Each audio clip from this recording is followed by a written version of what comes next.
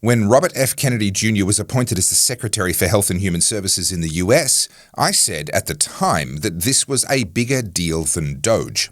And I was right. Kennedy was put through a grueling confirmation process that was mostly focused on the sheer unthinkable horror of the thought that he perhaps might have some skepticism about the claims of vaccine safety made by the manufacturers and their bought and paid for useful idiots in the CDC and the FDA.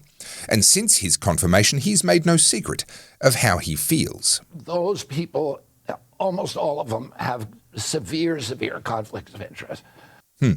Now, you would think that such a healthy skepticism of the pharmaceutical industry would be expected, indeed necessary, given that in theory the government is supposed to keep the industry in check, and given that the pharmaceutical industry is the biggest criminal cartel in history, outside of the government, of course, with no less than $126 billion, yes, with a B, in criminal penalties for a range of criminal conduct, which mostly revolves around false advertising, faking efficacy, and faking safety. And just in case you're wondering, the big four pharmaceutical companies that profited massively from the mRNA jabs during COVID are no exceptions. Some of them are at the top of the criminal list. Criminal drug companies with over $10 billion in penalties each. Yeah. With that in mind, you'd think that a healthy skepticism of the drug companies and their trustworthiness would be a prerequisite for the job of Secretary of Health and Human Services. But in fact, the opposite was true. And so precious was this status quo that, to cite a particularly striking example, Senator Bill Cassidy, who held a key vote to advance or deny Kennedy's nomination, would only support the nomination after securing assurances that Kennedy would maintain the CDC Advisory Committee on Immunization Practices without changes. Now, you'd think that Cassidy himself was being made the Secretary of the HHS.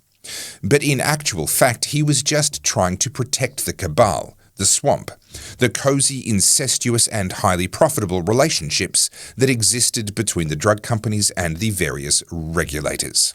But that didn't go well, because once Robert F. Kennedy Jr. was confirmed as Secretary of the HHS, he got busy. And I'll go to the details in a moment.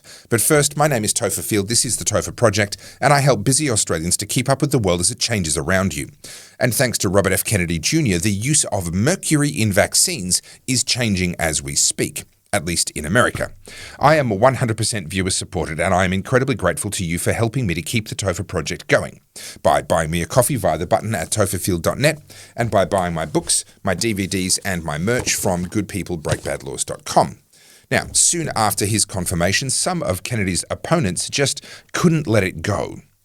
But he came out swinging in reply. Previous HHS secretaries have had a pharmaceutical industry background, have been a state health commissioner, have run health systems, have been governors. Somebody who has had a background in actually administering the programs that HHS administers. Which of these qualifications does RFK possess? You know the answer. None of them. The qualifications that Senator Schumer is talking about there are the very qualifications that got us to where we are today. These are the people who got us to be the sickest country in the world.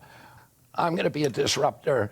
I'm not going to let the food industry and the pharmaceutical industry run health policy anymore. We're going to turn health policy over to people who are actually concerned with public health. In the past, those people, almost all of them, have severe conflicts of interest. RFK Jr. was not going to back down, and he called out the existing regulators and boards and committees for the compromised and conflicted bodies that were actually making America less healthy. And this proved to be no mere rhetoric on his part. The moment any of them have tried to go behind his back, he has responded without hesitation or compromise. Now, the first real showdown took place in May this year when Kennedy announced on an X post that, as of today, the COVID vaccine for healthy children and healthy pregnant women has been removed from the CDC recommended immunization schedule. But it would appear that the CDC had its own plans, going behind Kennedy's back just days later. And whilst they did remove the recommendation for healthy pregnant women, they kept the recommendation for healthy children in place, directly defying the Secretary for Health and Human Services' instructions. But RFK Jr. is not a man to be trifled with. He took the nuclear option, simply removing all 17 members of the CDC Vaccine Advisory Committee in a clean slate move that no one thought he was capable of actually pulling off. The haters, of course, lost their minds, because vaccines are basically a Rorschach test. People see whatever it is that they expect to see in vaccine policy. According to the establishment, the defenders of the status quo, RFK Jr. was an ignoramus who was promoting pseudoscience and undermining vaccine science and endangering health. But let's keep in mind that such opinions are founded on the idea that the status quo was founded on actual science and was actually good for human health, two ideas that were and are patently false.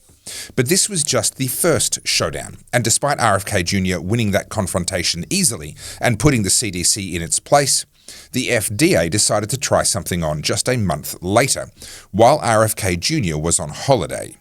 On July 10th this year, the FDA approved Moderna's Spikevax for children, timing the approval for when RFK Jr. and his second-in-command were both away.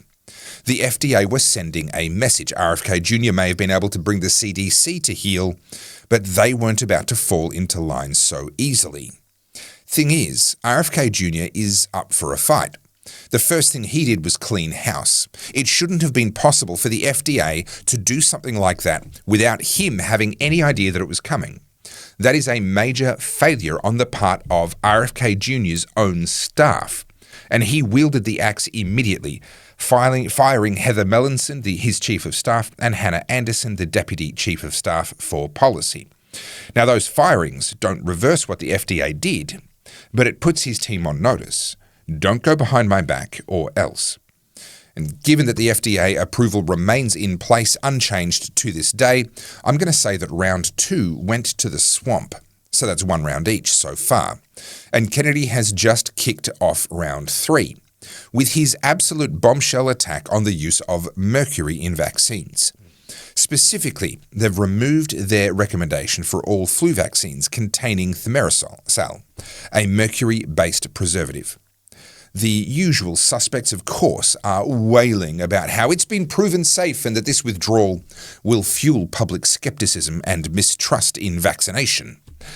Which is true, but not all of us think that that's a bad thing.